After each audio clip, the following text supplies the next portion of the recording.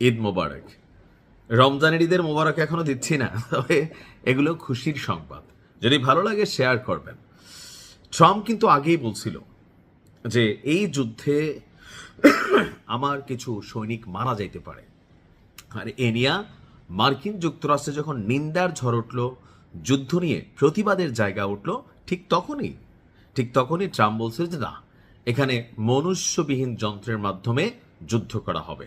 Even Iran যদি মধ্যপ্রাচ্যে কোনো অভিযান চালায়, তাহলে মধ্যপ্রাচ্যে ছড়িয়ে ছিটিয়ে থাকা সামরিক ঘাঁটি যেগুলো মার্কিন যুক্তরাষ্ট্র আছে, এগুলোর নিরাপত্তায় যে সকল মার্কিন সেনারা নিয়োজিত রয়েছেন তাদের সর্বোচ্চ নিরাপত্তা আমেরিকা নিশ্চিত করেছে। কিন্তু বাস্তবতা হচ্ছে, আজকে দেখেন ইরাকে একটা বড় ধরনের অভিযান চালিয়েছে আপনার ইরান। আর এই অভিযানে সেই লেভেলে একটা ধুমধামাকা অ্যাকশন হয়েছে। অর্থাৎ টোটাল গত 12 দিনে আপনার 291টি সামরিক অভিযান চলেছে। 291টি।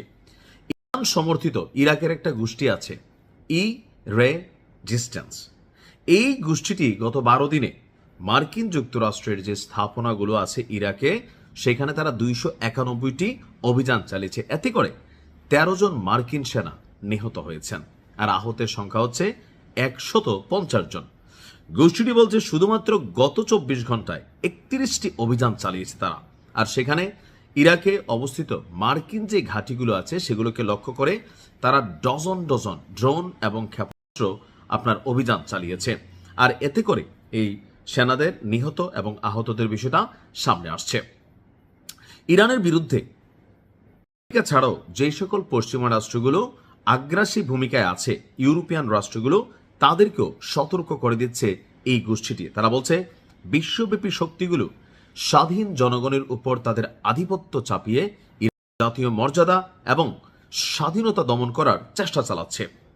এদের বিরুদ্ধে যুদ্ধে তার মিত্রদের জড়িত করারও চেষ্টা চালিয়ে যাচ্ছে। ইরানের বিরুদ্ধে যারা অংশগ্রহণ করবে, যে কোনো দেশ তাদেরকে শত্রু হিসেবে বিবেচনা করবে। ইরাক এবং সমগ্র অঞ্চলে তাদের বাহিনী, তাদের ঘাঁটি সবকিছুর বিরুদ্ধে তারা অভিযান চালাবে। অপরদিকে ইরান যুদ্ধে আহত সৈনিকদের সংখ্যা কত? 140 জন। এই তথ্যটা অফিসিয়ালি পেন্টাগন বলছে, তার মানে প্রকৃত চিত্র আরো অনেক গুণ বেশি। পেন্টাগনের বর্ণনা অনুযায়ী এখন পর্যন্ত 140 সামরিক কর্মী আহত হয়েছে, নিহতের সংখ্যা আছে।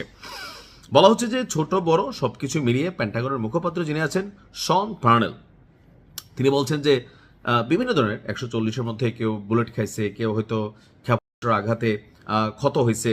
তো 8 জন সেনা, এই 140 জনের মধ্যে 13 জন তো শেষই, আরও 8 জন সেনা গুরুতর আহতের তালিকায় রয়েছেন এবং তাদের সর্বোচ্চ মানের চিকিৎসা সেবা দেওয়া হচ্ছে।